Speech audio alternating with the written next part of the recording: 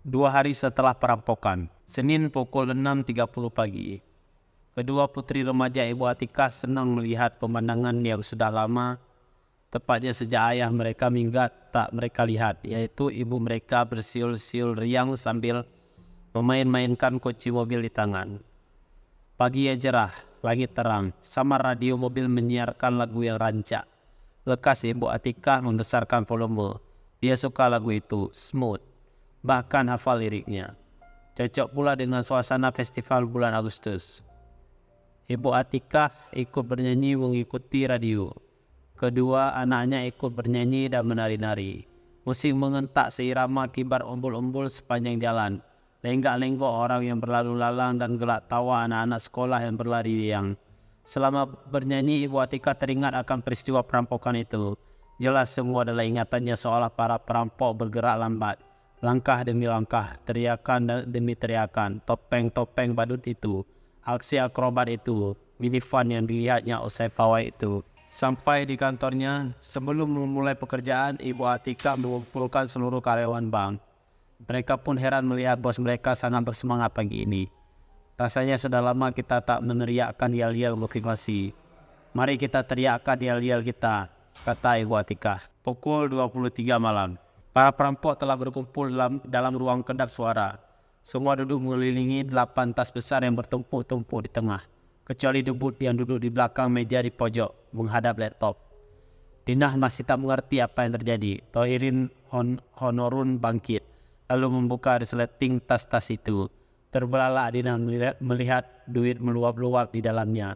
Duit pecahan tertinggi 100.000 terikat dalam bundel-bundel yang besar. Setiap tas dibuka, duit merah menyala-nyala, memberontak dari tekanan seakan tas-tas itu kurang besar untuk menampungnya. Tas dibuka, duit lagi, tas dibuka lagi, duit lagi. Tak terlerai, duit, melimpah ruah duit. Tak pernah seumur hidup mereka melihat duit sebanyak itu. Seluruhnya sekitar 18 miliar. Kata debut acuh tak acuh sambil memencet keyboard laptop. Yang lain tersenyum melihat Dinah ternganga. Sebanyak inikah duit hasil korupsi orang-orang itu, Bud? Tanya Junilah. Jangan terkejut, hanya sebagian kecil. Hampir tak berarti bagi mereka. Kau akan terpana jika tahu berapa banyak uang negara, uang rakyat kena tilap setiap hari di negeri ini. Dinah sendiri mau pingsan melihat duit itu. Bagaimana kalian tahu ada duit di toko Batu Mulia? Tanyanya takjub. Tohirin tersenyum. Rupanya dia yang telah lama bekerja di pelabuhan curiga melihat orang-orang tak dikenal menurunkan tas-tas besar dari kapal. Lalu membawa tas-tas itu dengan mobil. Dia kemudian tahu tas-tas itu dibawa kemana. Sekarang Dinah mengerti mengapa Handai mencegahnya mengambil uang di bank itu dan mengapa debut mendesaknya untuk kabur karena perampokan bank itu memang dirancang debut untuk gagal.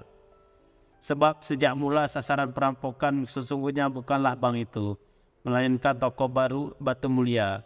Perampokan bank itu hanya untuk pengalihan, suatu strategi yang aneh, konyol dan sangat riskan.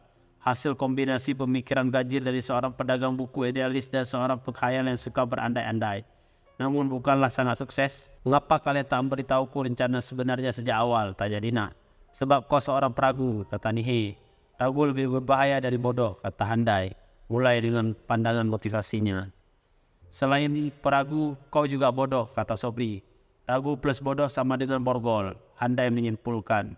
Lalu, mengapa kita tak masuk ke toko itu malam-malam saja? Dinah penasaran. Tak bisa, jawab debut. Sekuritinya sangat ketat, canggih. Mereka punya CCTV inframerah. Risiko ketahuan jauh lebih besar. Jadi toko itu hanya bisa dirampok secara mendadak, belak-belakan di siang bolong. Dari mana kau mendapat senjata-senjata palsu itu? Semua alat kita termasuk pembunuh sinyal di tracker itu kubeli online. Di zaman internet ini, Dinah, kalau kau tahu caranya, jangankan hanya membeli senjata palsu. Membeli kapal selam saja bisa. Dinah terpana. Kejadian-kejadian aneh yang dialaminya sejak Jumat kini terurai satu persatu. Termasuk mengapa mereka dulu habis-habisan latihan lari di ganggang pasar yang berliku karena akhirnya mereka memang kabur dengan berlari. Ganggang yang rumit itu sendiri membingungkan security toko Batu Mulia. Mengapa kita tak kabur dari kota naik mobil saja? Karena seluruh jalan diblokir setelah perampokan bank itu.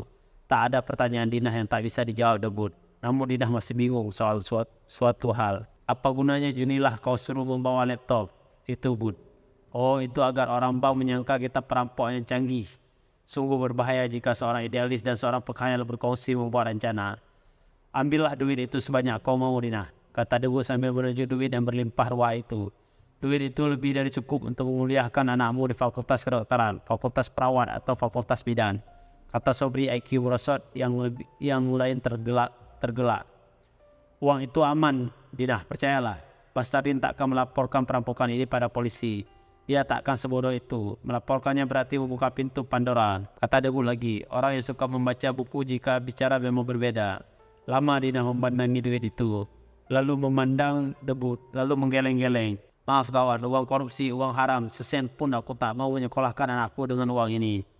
Yang lain tersenyum seakan setuju akan pandangan itu. Kami sudah sepakat untuk mengumpulkan uang menjual apa saja yang bisa dijual. Meminjam dari mana saja, berdemo, mogok makan, apa saja asal anakmu dapat masuk fakultas kedokteran itu, Dina. Kami pun tak mau uang itu, kata Nihe. Dina terharu. Kau sendiri bagaimana, Lut? Tanya Debut. Sila ambil duit itu sebanyak kau mau. Kau bisa operasi plastik biar ganteng. Selalu tersenyum. Uang itu terlalu banyak untuk kubut. Melihat uang ini tak tahu mengapa aku pun merasa ganteng.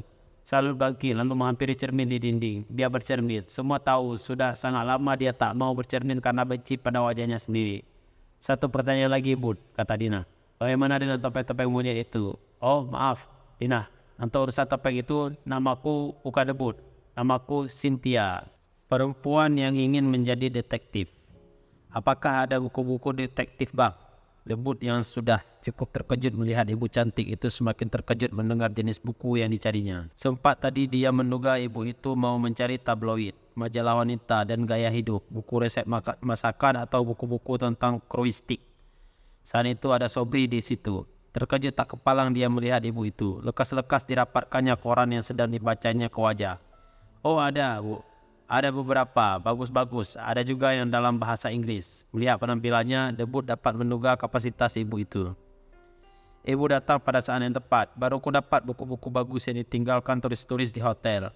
Dijual orang-orang hotel padaku. Kalau suka kisah detektif, tentu ibu suka kisah-kisah Sherlock Holmes. Ya, saya suka. Nah, lihat ini. Debut mengambil sebuah buku dari rak. The Sherlockian. Ditulis oleh Graham Moore. Buku bagus, Bu. Aku pun sudah membacanya. Ibu Atikah memborong buku-buku detektif dan beberapa majalah lama tentang senjata api. Mengapa abang menamai kios buku ini heroik? Karena saya miskin, Bu. Tergelak Ibu Atikah, lalu dia beranjak pulang. Terlompat Sobri dari tempat duduknya. Bud, itulah ibu pimpinan bank yang kita rampok itu. Aduh, untung tadi aku melihatnya lebih dulu. Jadi sempat aku sembunyi di balik koran. Hampir saja. Tapi kan waktu merampok kau pakai topeng, Badut. Terpana Sobri IQ merosot, artistik. Setiap malam Ibu Atikah menonton DVD film aksi dengan kedua putri remajanya. Putri-putrinya tegang, berteriak-teriak mengingatkan jagoan bahwa ada penjahat di belakangnya. Lalu bersukacita saat jagoan dan polisi menang. Ibu Atikah tenang saja karena dia punya drama sendiri di dalam kepalanya. Usai nonton DVD, hingga jauh malam dia membaca buku-buku detektif dan tegang mendapati dirinya punya informasi tentang perampokan itu yang polisi tak punya, yaitu plat nomor minivan itu. Setiap pulang kerja Ibu Atikah menyetir mobil keliling kota untuk mencari-cari minivan itu. Setelah melakukan penyelidikan versinya sendiri, dia pulang. Dia menginjak pedal gas, terus diinjaknya hingga tak bisa diinjak lagi. Itulah untuk kali pertama dia menginjak pedal gas hingga ke dasar. Dia bertahan dalam kecepatan maksimum mobil sedan mewahnya dan takjub mendapati dirinya tak sedikit pun merasa takut. Dengan cara yang tak bisa dijelaskannya, perampokan itu membuatnya merasa bebas dari ketakutan dan kesedihan. Bersama mobil yang berdesing laksana peluru, peristiwa perampokan itu kembali berkelabat-kelabat dalam bayangannya.